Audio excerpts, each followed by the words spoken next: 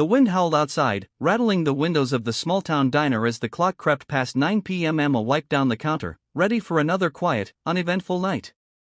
The door creaked open, letting in a blast of cold air and a man who looked as though life had given him nothing but hardship. His coat was torn, his jeans frayed, and his shoes barely held together.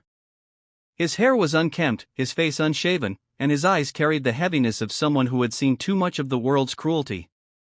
A few customers looked up from their meals, their gazes lingering with quiet judgment. One woman even pulled her purse closer. The man kept his head down, shuffling toward the farthest corner booth like he wanted to disappear. Emma's heart tightened. She grabbed a menu and walked over, her smile warm and genuine. "What can I get you tonight?" she asked softly. He hesitated, glancing at the menu before quietly admitting, I don't have enough for much. Just coffee, maybe." His voice was low, almost apologetic, as if he felt guilty for even being there. Emma noticed the way his hands trembled, the cold clinging to him like a shadow. In that moment, she didn't see a homeless man, she saw a human being who needed kindness more than anything else. And without missing a beat, she decided she was going to give it to him. Emma placed a gentle hand on the table and said, "Don't worry about it. Dinner's on me tonight." She didn't wait for him to protest, instead, she walked straight to the kitchen, her mind already made up. A few minutes later, she returned carrying a tray that smelled like comfort itself, a steaming bowl of chicken soup, a warm slice of buttered bread, and a generous piece of apple pie glistening under the diner lights. She set it down in front of him with the same care one might give to a dear friend. The man's eyes widened, his lips parting in surprise. For a moment, he just stared at the food, as if trying to decide whether this kindness was real. Emma poured him a cup of coffee, the steam curling up between them. "Eat while it's hot," she said with a smile.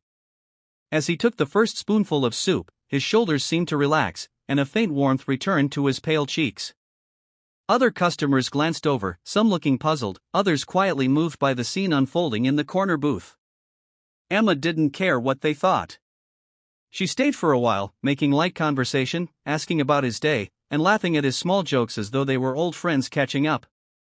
She never once made him feel like a burden or charity case, only like a welcome guest. By the time he finished the pie, the look in his eyes had changed. There was gratitude there, yes, but also something deeper, hope. As the night wore on and the diner slowly emptied, Emma found herself drawn back to the man's booth. He was cradling his coffee cup between his hands, as if soaking in its warmth.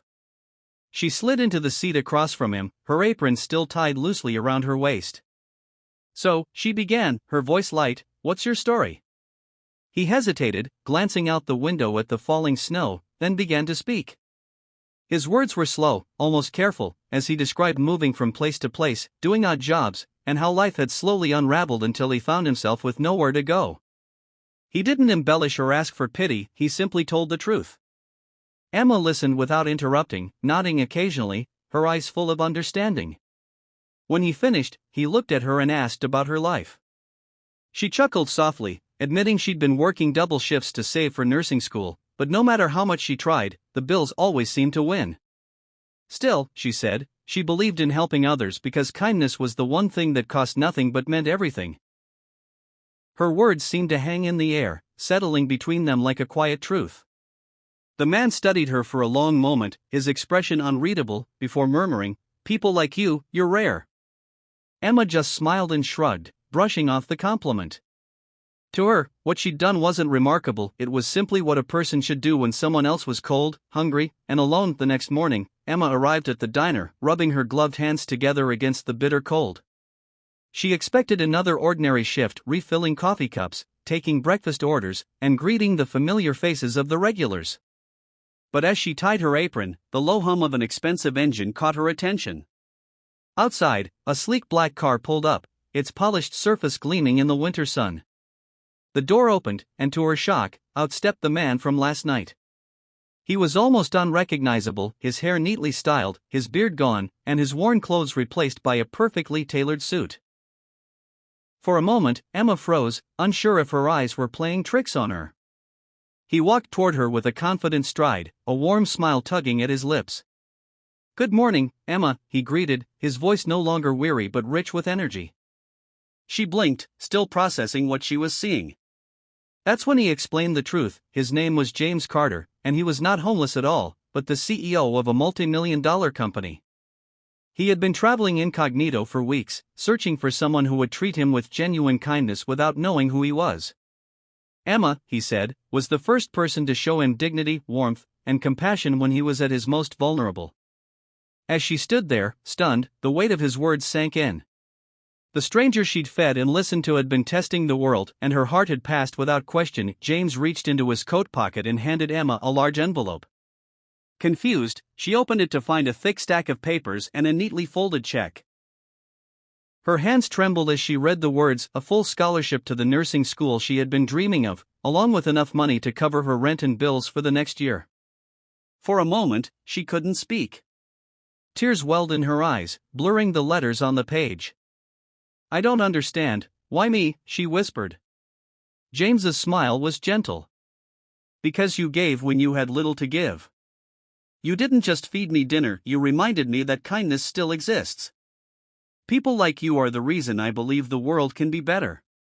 Emma felt her chest tighten as emotion flooded through her. Without thinking, she stepped forward and wrapped her arms around him, holding on tightly. "You changed my life," she murmured against his shoulder. James shook his head. "No, Emma, you changed mine." The diner was quiet, the other staff and customers watching with soft smiles. Emma tucked the envelope close to her heart, realizing her life had just shifted in ways she could never have imagined. As James left, the cold air rushed in, but it no longer felt sharp or heavy. She stepped outside for a moment, breathing in the crisp winter air, her cheeks flushed, not from the chill, but from the warmth that comes when you know kindness has the power to change everything.